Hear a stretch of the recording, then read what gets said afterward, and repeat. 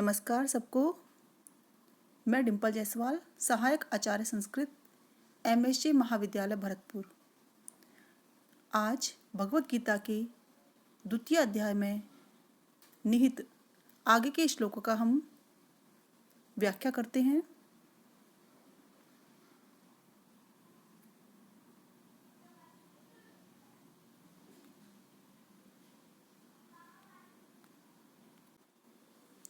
देहिनो अस्मिन् यथा देहे कौमारं यौवनं जरा तथा देहान्तरप्राप्ति धीरः तत्र न मुह्यति। श्री कृष्ण अर्जुन को समझाते हुए कहते हैं, देहिनो अस्मिन्, देही जीवात्मा, अस्मिन् इस जीवात्मा की यथा जिस प्रकार से देहे शरीर में, देखिए यहाँ पर देही का तात्पर्य जीवात्मा और देहे का तात्पर्य शरीर। तो जिस प्रकार इस जीवात्मा के शरीर में कौमारम यौवनम जरा, कौमार बाल्यकाल, यौवनम युवावस्था, जरा और वृद्धावस्था की प्राप्ति होती है, तथा उसी प्रकार देहांतर प्राप्ति, उसी प्रकार से इस जीवात्मा को देह शरीर अंतरे दूसरे शरीर की प्राप्ति होती है। तत्र इस विषय में धीरः धीर पुरुष न मुह्यति, मोहित नहीं होता है, संशय से युक्त नहीं होता है। क्या कह रहे हैं कृष्ण? कृष्ण अर्जुन को समझाते हुए कह रहे हैं कि हे अर्जुन, जिस प्रकार से इस शरीर की बाल्यकाल, युवावस्था एवं वृद्धावस्था आती हैं, उसी प्रकार से इस जीवात्मा को अन्य शरीरों की प्राप्ति होती है। इसलिए जीवन और मृत्यु के विषय में धीर पुरुष मोहित नहीं होते हैं। मात्रा स्पर्शास्तु कौन्तेय शीतोष्ण सुख दुखदा आगम अपायिनो अनित्यान तान तितिक्षस्व भारत। हे भारत, हे भरतवंशी अर्जुन, मात्रा स्पर्शा, मात्रा यहाँ पर इंद्रियों के लिए आए हैं कि इंद्रिय और उनके स्पर्श और उनके विषय। हे कौन्तेय, कुंती पुत्र अर्जुन, हे कुंती पुत्र अर्जुन, इंद्रिय और उनके विषय शीत उष्ण सुख दुख दा, सर्दी गर्मी सुख एवं दुख को देने वाले हैं। इंद्रिय और उनके विषय तो सर्दी गर्मी सुख एवं दुख को देने वाले हैं। और कैसे हैं?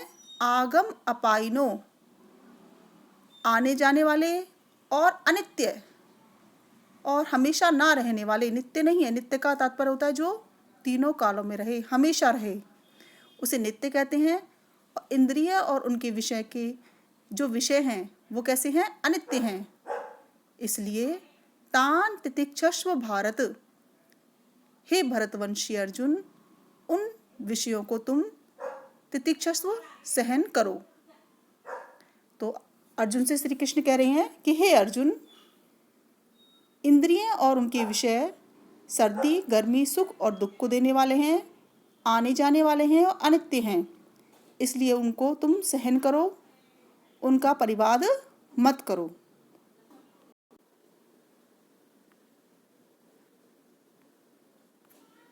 आगे के श्लोक में कृष्ण कह रहे हैं, यम ही न व्यथ्यन्त्येते पुरुषम पुरुषर्षवः सम दुख सुखम धीरम सो अमृतत्वाय कल्पते।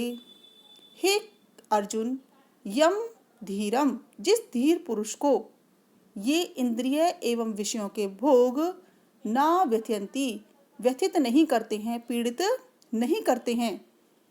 कैसा होता है वो? पुरुष ऋषभ, ऋषभ यानी श्रेष्ठ, पुरुषों में श्रेष्ठ। हे पुरुषों में श्रेष्ठ अर्जुन, जिस धीर पुरुष को इंद्रिय और उनके विषय व्यथित नहीं करते हैं और जो सम दुख सुखम सुख और दुख में समान रहता है, ऐसा पुरुष अमृतत्वाय कल्पते, अमृतत्व अमरता को कल्पते प्राप्त होता है। अमरता अर्थात मोक्ष, मोक्ष को प्राप्त होता है। क्या कह रहे हैं यहाँ पर कृष्ण? कृष्ण अर्जुन को सांख्य योग का उपदेश दे रहे हैं, यहाँ ज्ञान का उपदेश दे रहे हैं। वो कह रहे हैं कि जिस धीर पुरुष को इंद्रिय और उनके विषय के भोग व्यथित नहीं करते हैं, पीड़ित नहीं करते हैं, वह धीर पुरुष मोक्ष के लिए योग्य होता है। अब यहाँ पर जानने योग्य बात ये हैं कि इंद्रियां क्या हैं। इंद्रियां 5 कर्मेंद्रिय और 5 ज्ञानेंद्रिय कही गई हैं और इन इंद्रियों के अपने अपने विषय होते हैं। जैसे कि ज्ञानेंद्रिय चक्षु, कर्ण,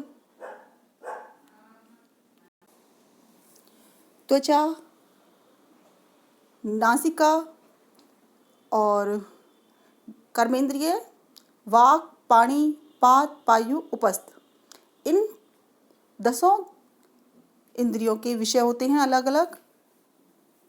तो जो धीर पुरुष इन इंद्रियों और उनके विषयों में मोहित चित्त नहीं होता है, ये इंद्रियों और विषयों के भोग जिनको व्यथित नहीं करते हैं, वह पुरुष अमृतत्व के लिए योग्य होता है।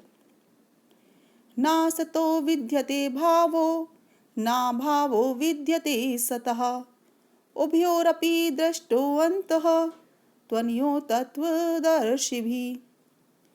हे अर्जुन, तत्वदर्शी भी, तत्वों को देखने वाले तत्वदृष्टा, तत्वदृष्टा महापुरुषों के द्वारा सत और असत दोनों के मध्य अंतर को देखा गया है।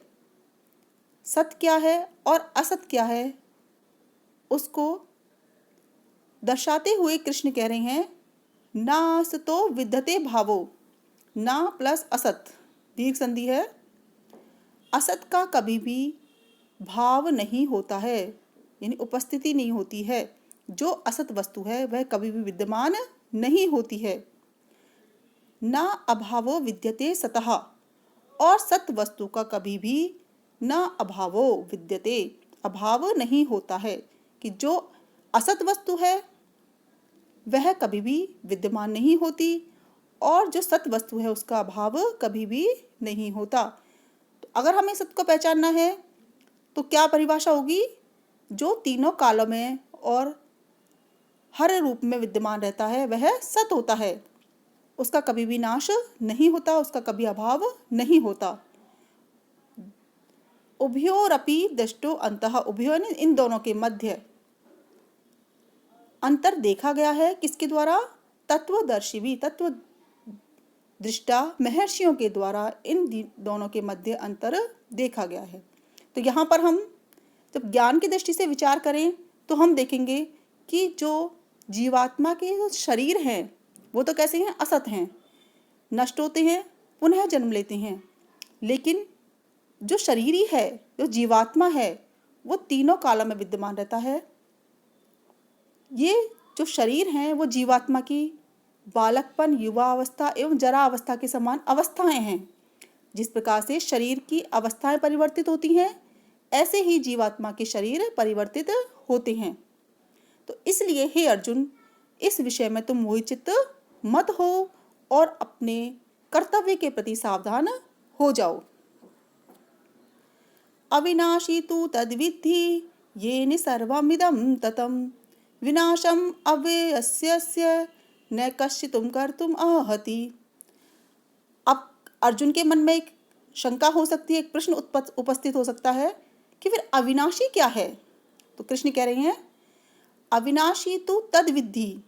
हे अर्जुन, तुम अविनाशी तो उसको जानो, ये जिसके द्वारा, तृतीय व्यक्ति है, जिसके द्वारा सर्वम इदम, यह संपूर्ण सृष्टि प्रपंच व्याप्त है, कि जिसने इस संपूर्ण सृष्टि को, संपूर्ण प्रपंच को व्याप्त कर रखा है, धारण कर रखा है, वो क्या है?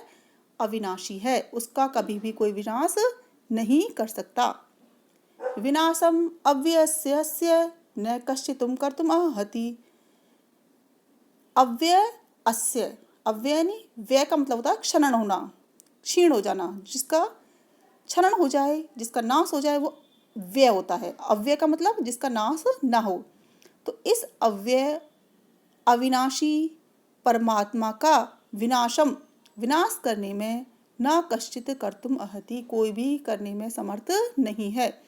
तो जो जीवात्मा संपूर्ण सृष्टि को व्याप्त किए हुए है, संपूर्ण शरीरों को व्याप्त किए हुए है, धारण किए हुए है, उस जीवात्मा का विनाश करने के लिए कोई भी समर्थ नहीं है।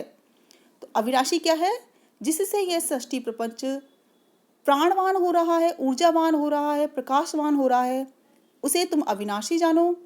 उस अविनाशी का विनाश करने में कोई भी समर्थ नहीं है। ये सारी बातें क्यों समझा रहे हैं कृष्ण?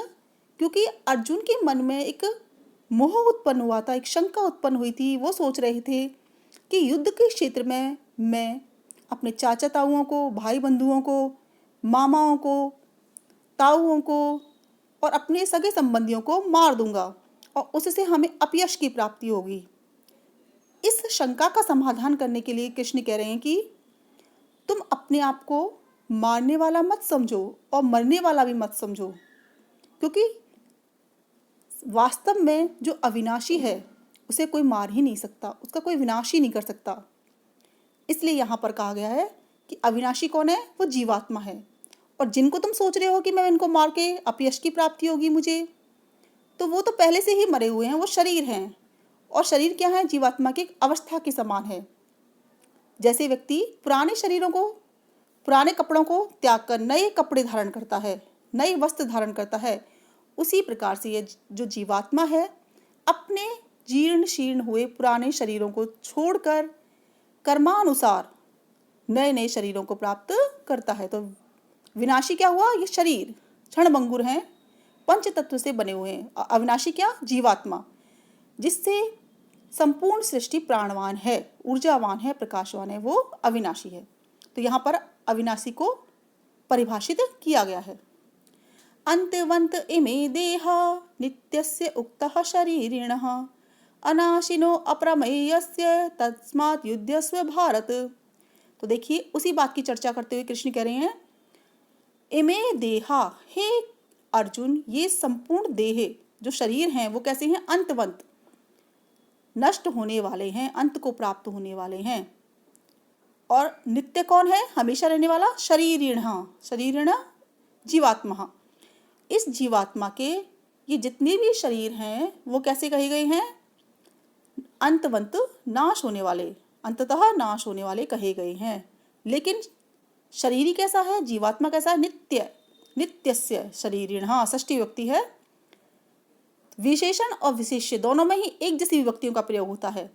नित्यस्य शरीरिणः, नित्य शरीर के, नित्य जीवात्मा के ये इमे देहा, ये संपूर्ण देह कैसे कहे गए हैं? अंतवंत, विनाशशील कहे गए हैं। अनाशिनो अप्रमेयस्य, और शरीरी कैसा है? जीवात्मा कैसा है? अनाशिन, जो नाश नहीं होने वाला है। अप्रमेयस्य, अप्रमेय है, जिसको मापा नहीं जा सकता। ये सारे जो विशेषताएं हैं वो शरीरी की है। नित्यस्य अनाशिनो अप्रमेयस्य शरीरिणः, नित्य, अनाशी और अप्रमेय इस जीवात्मा के ये संपूर्ण शरीर कैसे हैं? नाशवान हैं। इसलिए हे भरतवंशी अर्जुन, युद्धस्व, तुम युद्ध के लिए तैयार हो जाओ।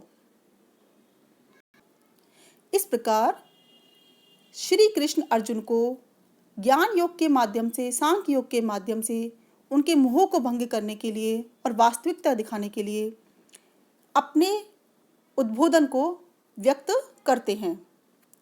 धन्यवाद।